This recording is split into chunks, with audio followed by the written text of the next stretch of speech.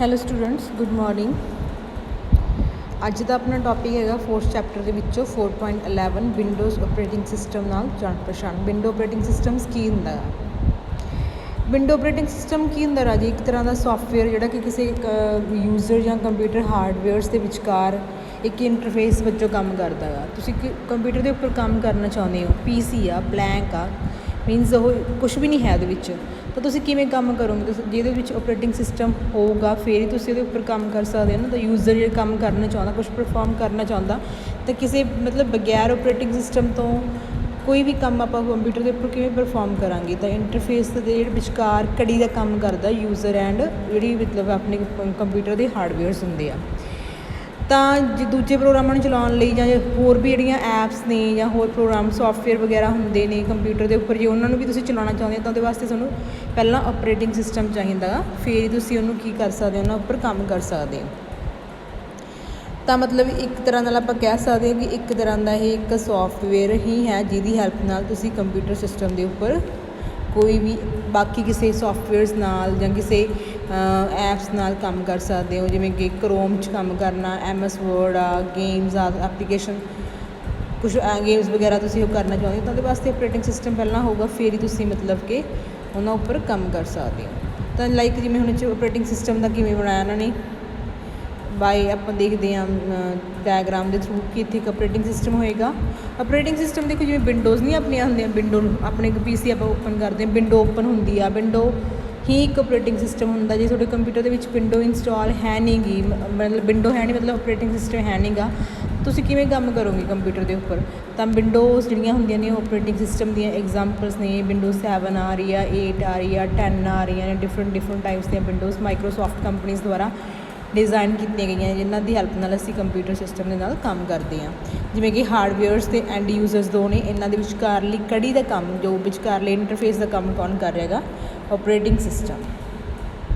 ਠੀਕ ਹੈ ਨਾ ਜੀ।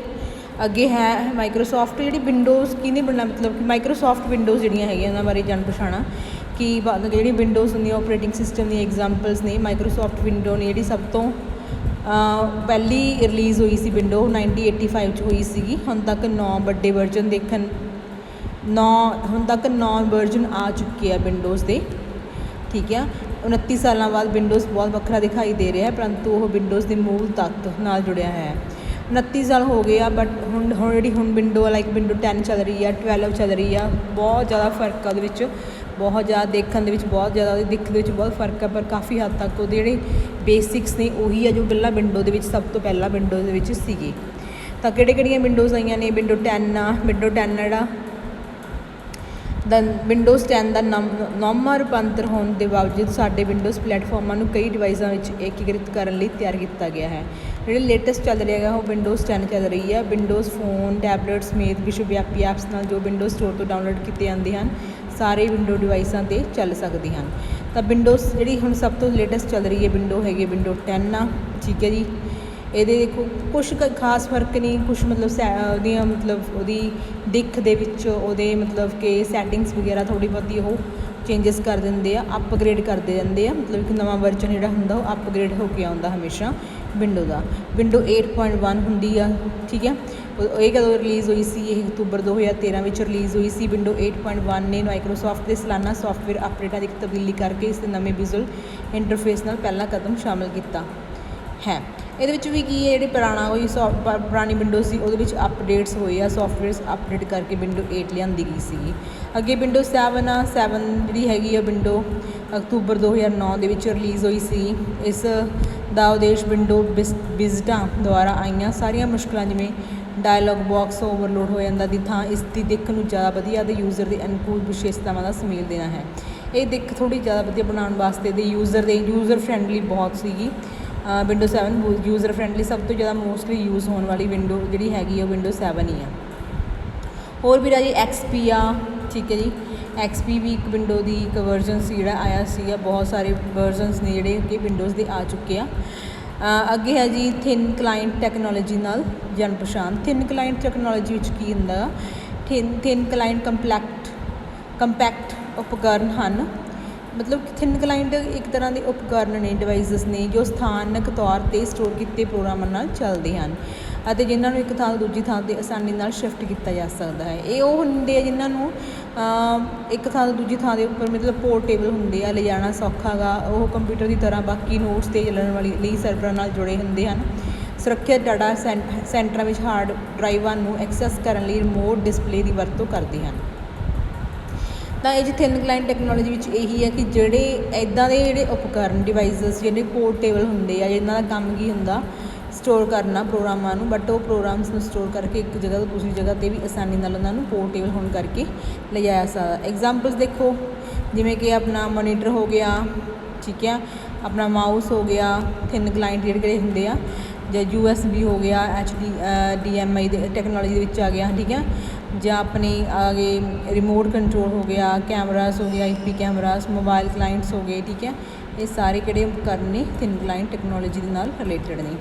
ਅੱਗੇ ਹੈ ਜੀ ਕੰਟਰੋਲ ਪੈਨਲ। ਕੰਟਰੋਲ ਪੈਨਲ ਵੀ ਕੰਪਿਊਟਰ ਦਾ ਬਹੁਤ ਹੀ ਜ਼ਰੂਰੀ ਪਾਰਟ ਆ। ਕੰਟਰੋਲ ਪੈਨਲ ਇੱਕ ਤਰ੍ਹਾਂ ਦਾ ਇੱਦਾਂ ਦਾ ਮਤਲਬ ਸੋਫਟਵੇਅਰ ਕਹਿ ਸਕਦੇ ਹਾਂ, ਜਿਹੜਾ ਬਿਲਟ ਇਨ ਹੁੰਦਾ ਗਾ ਆਪਣੀ ਵਿੰਡੋ ਦੇ ਵਿੱਚ, ਬਿਲਟ ਇਨ ਹੁੰਦਾ ਆਪਰੇਟਿੰਗ ਸਿਸਟਮ ਦੇ ਵਿੱਚ, ਜਿਹਦਾ ਕੰਮ ਕੀ ਹੁੰਦਾ ਸੈਟਿੰਗਸ ਕਰਨਾ। ਸੈਟਿੰਗਸ ਮਤਲਬ ਕਿ ਕੰਪਿਊਟਰ ਸਿਸਟਮ ਨੇ ਜਿਹੜੀ ਸੈਟਿੰਗਸ ਹੁੰਦੀਆਂ ਨੇ ਉਹਨਾਂ ਨੂੰ ਮਤਲਬ ਕਿ ਕਰਨ ਦੇ ਵਿੱਚ ਹੈਲਪ ਕਰਦਾ ਗਾ। ਡਿਫਰੈਂਟ ਸੈਟਿੰਗ ਦੇ ਵਿੱਚ ਚੇਂਜਸ ਕਰਨੀਆਂ ਤੁਸੀਂ ਕਰ ਸਕਦੇ ਹੋ। Control panel windows operating system ਦੀ ਇੱਕ ਵਿਸ਼ੇਸ਼ਤਾ ਹੈ ਜੋ ਉਪਭੋਗਤਾ ਨੂੰ ਸਿਸਟਮ ਸੈਟਿੰਗਾਂ ਅਤੇ ਕੰਟਰੋਲ ਨੂੰ ਸੋਧਣ ਦੀ ਆਗਿਆ ਦਿੰਦਾ ਹੈ।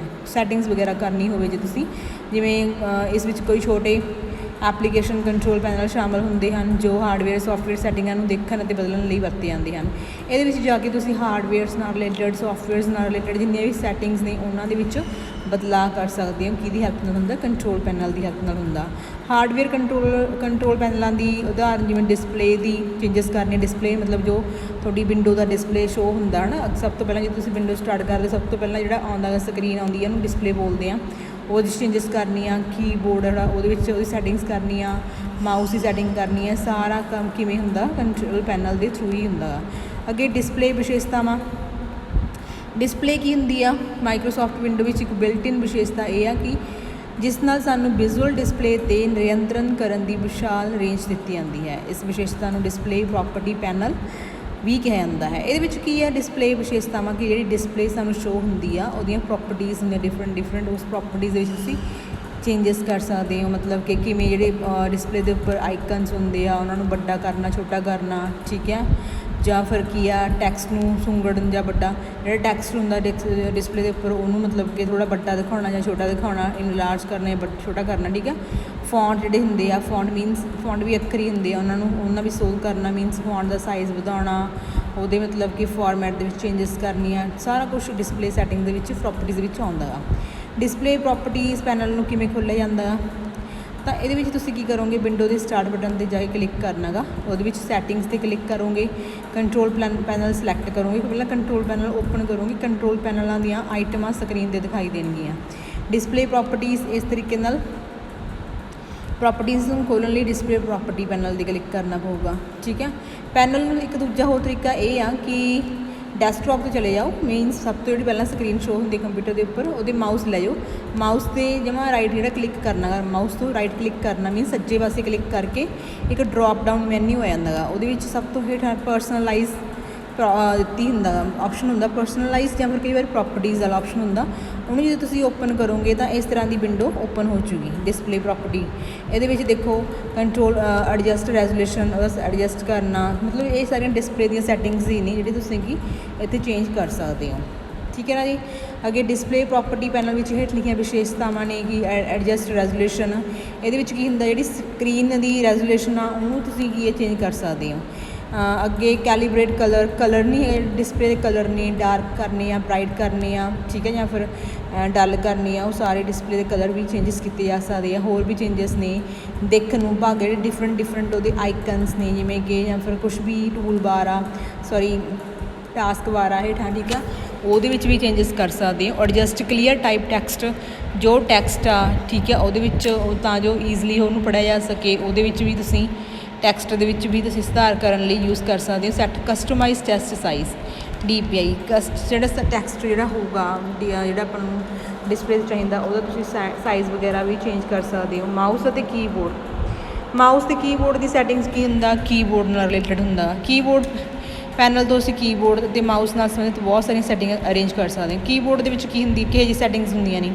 ਕੀਬੋਰਡ ਉਪਭੋਗਤਾ ਕੀਬੋਰਡ ਕੰਪਿਊਟਰ ਕੀਬੋਰਡ ਦੇ ਕੁਝ ਸੈਟਿੰਗਾਂ ਅਤੇ ਵਿਸ਼ੇਸ਼ਤਾਵਾਂ ਬਦਲ ਸਕਦਾ ਹੈ। ਸੈਟਿੰਗ ਅਤੇ ਵਿਸ਼ੇਸ਼ਤਾਵਾਂ ਦੀ ਗਿਣਤੀ ਜੋ ਬਦਲੀ ਜਾ ਸਕਦੀ ਹੈ ਉਹ ਵਰਤੇ ਜਾਣ ਵਾਲੇ ਕੀਬੋਰਡ 'ਤੇ ਨਿਰਭਰ ਕਰਦੀ ਹੈ। ਜਿਵੇਂ ਕਿ ਕੀਬੋਰਡ ਵਾਲਾ ਕਿਵੇਂ ਖੋਲਾਂਗੇ ਆਪਾਂ, ਕੀਬੋਰਡ ਨੂੰ ਵੀ ਪੈਨਲ ਦੇ ਵਿੱਚ ਜਾਓਗੇ ਤੁਸੀਂ ਕੰਟਰੋਲ ਪੈਨਲ ਦੇ ਵਿੱਚ, ਠੀਕ ਹੈ। ਉਹਦੇ ਵਿੱਚ ਕੰਟਰੋਲ ਪੈਨਲ ਪਹਿਲਾਂ ਖੋਲ੍ਹੋ, ਸਟਾਰਟ 'ਤੇ ਜਾਓਗੇ, ਸੈਟਿੰਗ ਦੇ ਕੰਟਰੋਲ ਪੈਨਲ 'ਤੇ ਜਾਓਗੇ, ਕੀਬੋਰਡ ਆਈਕਨ ਲੱਭੋ, ਡਬਲ ਕਲਿੱਕ ਕਰੋ, ਠੀਕ ਆ।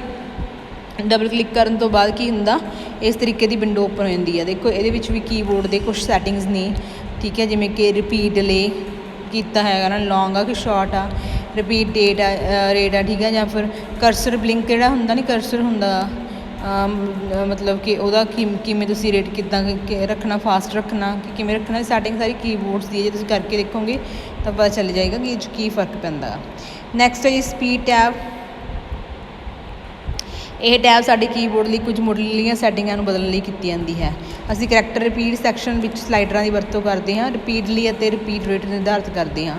ਕਰਸਰ ਬਲਿੰਕ ਰੇਟ ਸੈਕਸ਼ਨ ਵਿੱਚ ਦਿੱਤੇ ਗਏ ਸਲਾਈਡਰ ਦੀ ਵਰਤੋਂ ਕਰਕੇ ਕਰਸਰ ਦੀ ਬਲਿੰਕ ਰੇਟ ਸੈੱਟ ਕਰ ਸਕਦੇ ਹਾਂ। ਜਿਹੜਾ ਕਰਸਰ ਹੁੰਦਾ ਆਪਾਂ ਨੂੰ ਸ਼ੋ ਹੁੰਦਾ, ਉਹਦੀ ਬਲਿੰਕ ਕਰ ਰਿਹਾ ਹੁੰਦਾ ਨਾ, ਉਸ ਬਲਿੰਕ ਰੇਟ ਨੂੰ ਵੀ ਅਸੀਂ ਕੰਟਰੋਲ ਕਰ ਸਕਦੇ ਹਾਂ ਇਸ ਦੇ ਵਿੱਚ ਜਾ ਕੇ। ਅੱਗੇ ਹੈ ਜੀ hardware tab. Hardware tab computer ਨਾਲ ਜੁੜੇ ਕੀਬੋਰਡ ਦੇ ਨਾਲ ਨਾਲ ਇਸ ਦੀ ਸਥਿਤੀ ਨੂੰ ਪ੍ਰਦਰਸ਼ਿਤ ਕਰਦੀ ਹੈ। ਹਾਰਡਵੇਅਰ ਟੈਬ ਦੇ ਵਿੱਚ ਵੀ ਜਾ ਕੇ ਚੇਂਜਸ ਕਰ ਸਕਦੇ ਤੁਸੀਂ। ਅੱਗੇ ਹੈਗਾ ਜੀ ਨੈਕਸਟ ਮਾਊਸ, ਜੋ ਕਿ ਆਪਾਂ ਨੈਕਸਟ ਵੀਡੀਓ ਵਿੱਚ ਡਿਸਕਸ ਕਰਾਂਗੇ ਕਿ ਮਾਊਸ ਦੀ ਸੈਟਿੰਗਸ ਵੀ ਆਪਾਂ ਕੰਟਰੋਲ ਪੈਨਲ ਦੇ ਵਿੱਚ ਜਾ ਕੇ ਕਿਸ ਤਰੀਕੇ ਨਾਲ ਕਰ ਸਕਦੇ, ਕਿਹੜੇ ਸੈਟਿੰਗਸ ਮਾਊਸ ਦੀਆਂ ਹੋ ਸਕਦੀਆਂ ਨੇ। Okay student, thank you.